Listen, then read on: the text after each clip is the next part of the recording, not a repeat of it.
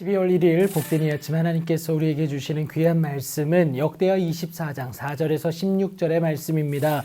하나님의 일을 드러나게 하라 라는 제목으로 같이 말씀 나누도록 하겠습니다. 제사장 여호야다가 선한 영향력으로 인하여서 요아스가 여호와 보시기에 정직하게 행하게 됩니다. 그런 요아스에게 아직 어렸지만 여호와의 전을 보수할 그 뜻을, 그 마음을 갖게 됩니다. 아달랴 때문이기도 했지만요, 오랜 시간이 흐르면서 성전에 부서진 곳들이 있었기 때문에 그래요. 그리고 또 무엇보다 유아 시절을 하나님의 전에서 보낸 요아스가 아닙니까? 그러다 보니까 하나님의 전에 대한 특별한 마음이 있었겠죠. 여하튼 이를 위해서 제사장들과 레위 사람들을 모으고 그들에게 이르기를, 너희는 유다 여러 성읍에 가서 모든 이스라엘에게 해마다 너희 하나님의 전을 수리할 돈을 거둬라 라고 얘기합니다. 그리고 무엇보다 이것에 대해서 빨리 진행할 것을 요아스는 요구하고 있습니다. 그런데 어찌된 영문인지 레위 사람들이 빨리 하지 아니한다라고 성경이 기록을 해요.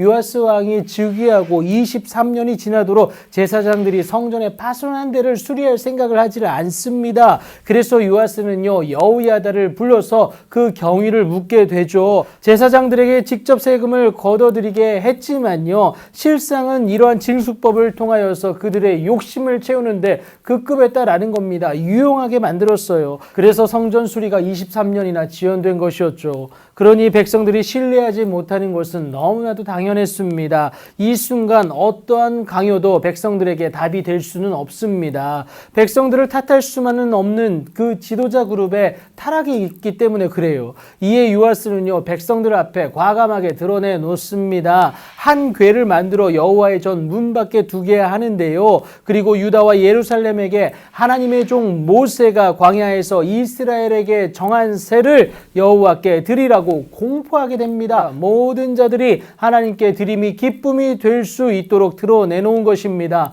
여러분, 없어서 드리지 못하는 것이 절대 아닙니다. 마음을 드릴 수 없도록 만드는 그 상황들이 문제다라는 거예요. 그럼에도 불구하고 드릴 수 있는 우리가 되어야 하는 것이 맞습니다. 그것이 맞지만 누군가의 지도자가 될 수밖에 없는 우리 모두가 먼저 하나님께 드러내놓고 일할 수 있어야 된다라는 것을 여러분 꼭 기억하시기 바랍니다. 그리하니 어떻습니까? 모든 방백과 백성들이 기뻐하여 마치기까지 돈을 가져다가 궤에 던지게 됩니다. 그리고 이중 시스템을 통하여서 이것을 관리하게 되는데요, 하나님께 온전한 드림이 되도록 준비되어진 그 모습으로 인하여서 하나님의 전을 위한 돈을 많이 거두게 됩니다. 여러분, 마음이 움직이니까 그 일이 진행이 되는 것, 이것을 볼 수 있는 것 아닙니까? 그렇게 하나님의 전을 이전 모양대로 견고하게 만들어 갑니다. 공사를 마친 후에 그 남은 돈으로는요, 여호와의 전에 쓸 그릇을 만들게 되죠.